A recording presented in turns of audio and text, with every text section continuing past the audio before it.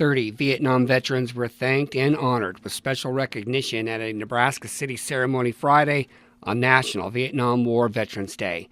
Veteran Service Officer Chad Miller and Mayor BRYAN BEQUETTE led a pinning ceremony for each veteran who served between November of 1955 and May of 1975.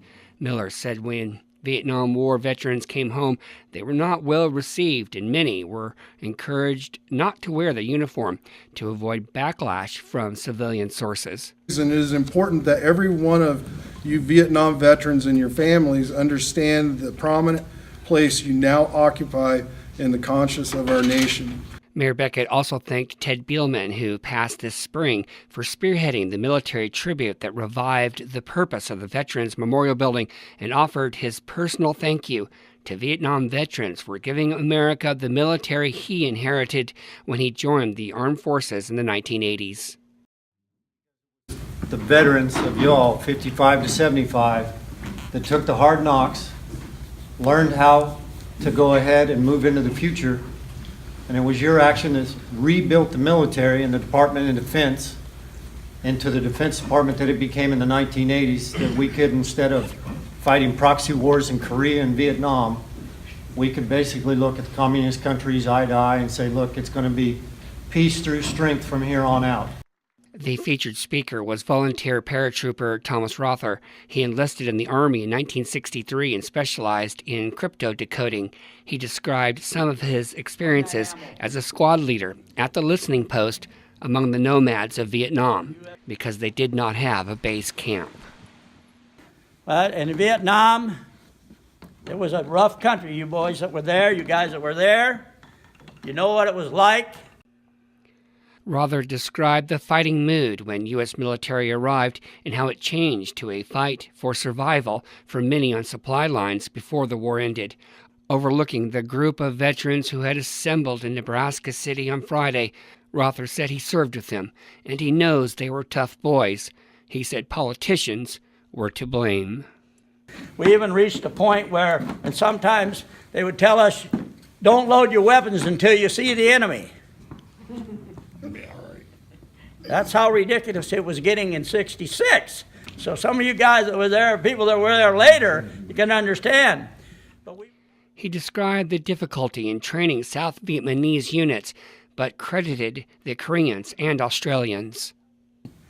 We went with the Aussies on patrol. They were good soldiers. They were quiet and they were dangerous. They were good. They knew what we were there for. And honestly, that's what we were there. We were there to find the enemy and to kill him. That's all. That was it. We were. I was 20. I turned 21 in Vietnam. But that's what I was, a volunteer, and that's what I wanted to do. I went there because that's what I wanted to do. But I found out that war wasn't what I thought it was going to be, because when you took out an enemy soldier and you started to go through their belongings and you took a picture out that had a woman and one or two kids, maybe, or three. I don't know if that was their family, but what would you assume? So you know, that's tough. But the next day, you're moving through the jungle and boom, you've just lost one of your men. That changes your attitude too. War is hell. Blue Star Mothers presented Billy Knickman and Bill Ulmer with Quilts of Valor. Knickman's enlistment began in 1966. He served in the 1st Cavalry Division Air Mobile Unit. He was awarded 3 Vietnam Campaign Ribbons and the Army Commendation Medal. Ulmer also began service in 1966. He received the rank of 1st Lieutenant. He was awarded the Bronze Star, National Defense Medal, and the Vietnam Service Medal.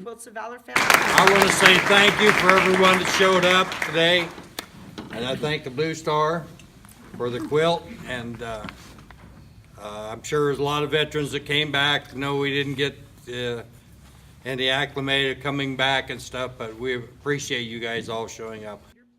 President Barack Obama proclaimed March 29, 2012 as Vietnam Veterans Day. President Donald Trump declared it a national holiday in 2017 for the 50th anniversary of the war, and each year thereafter. Southeast Nebraska is a very, very patriotic area in this state. And this state, of course I'm prejudiced, this state is number one. From Nebraska City, I'm Dan Swanson, News Channel Nebraska.